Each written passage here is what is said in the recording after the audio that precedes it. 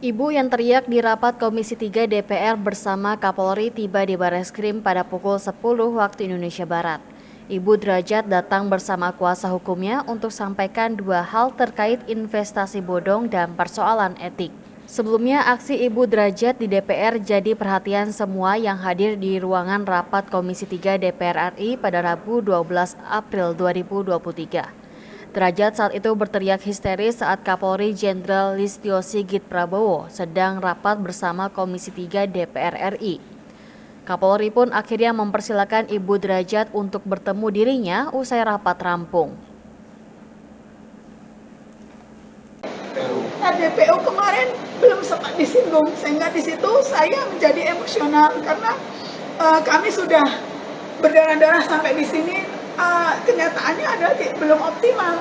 Maka kemarin ketika sidang akan dinyatakan berhenti 15 menit kemudian, saya sudah lepas kontrol, nggak bisa lagi menahan emosi. Sebab mau berjuang seperti apa lagi kami, harus berkorban seperti apa lagi kami, dan harus menunggu berapa tahun lagi kami dapat keadilan.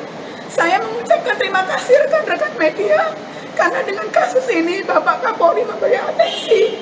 Dan sejak tadi pagi mulai jam 10, kami diterima dengan baik, kami diberikan waktu untuk memaparkan kasus kami, dan beliau berjanji, institusi Polri berjanji, terutama Bareskrim Polri ya Bapak, akan menyelesaikan dengan secepat-cepatnya dan setuntas-tuntasnya, mengusut sampai akar masalah hingga kepada aktor intelektual di balik semuanya ini.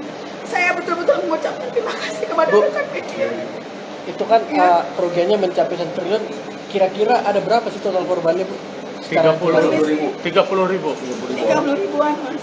Ibu mungkin boleh membahas kemarin sempat disebutkan ada kertas dengan gambar seorang laki-laki yang katanya sampai harus mentalnya terganggu seperti itu, Ibu. Mohon maaf, kemarin yang saya bawa itu adalah lembar DPO atas ketua koperasi kami.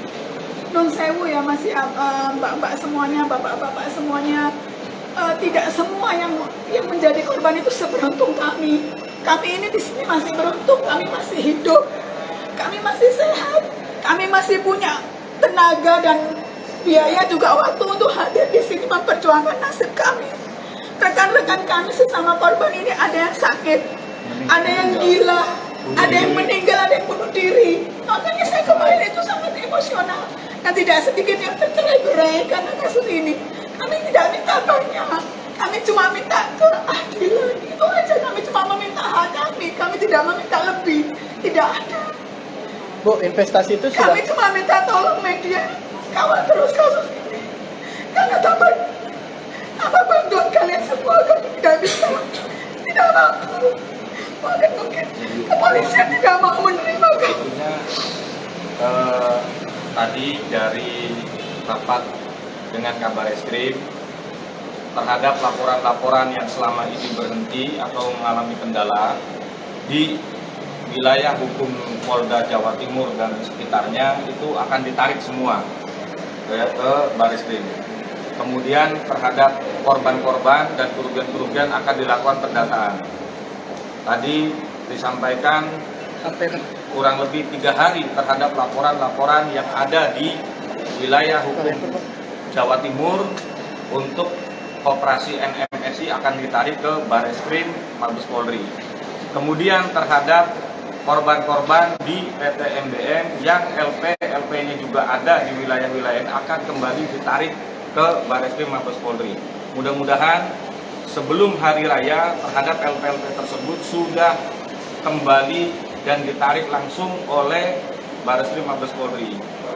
Dan perlu menjadi catatan, kejahatan investasi bodong, utamanya budidaya ternak lebah yang ada di daerah, ternyata kami temukan juga adanya kelalaian-kelalaian dari institusi-institusi, baik dari kepolisian yang tadi kita sudah paparkan di ruangan Kabareskrim.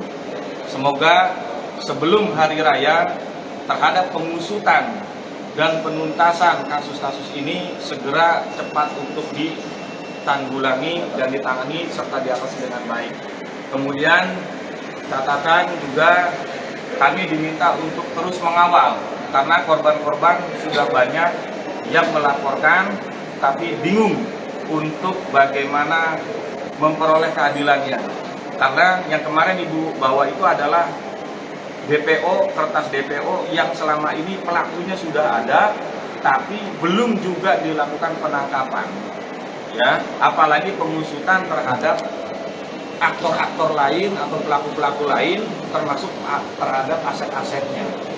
Jadi kita berharap dengan LP ini ditarik semua di Barreskrim Mabes Polri dan dengan pengawasan kita bersama, ya semoga pengusutan terhadap investasi bodong yang selama ini meresahkan warga negara yang ada di Jawa Timur, Jawa Barat dan wilayah-wilayah lain, semoga cepat ditangani.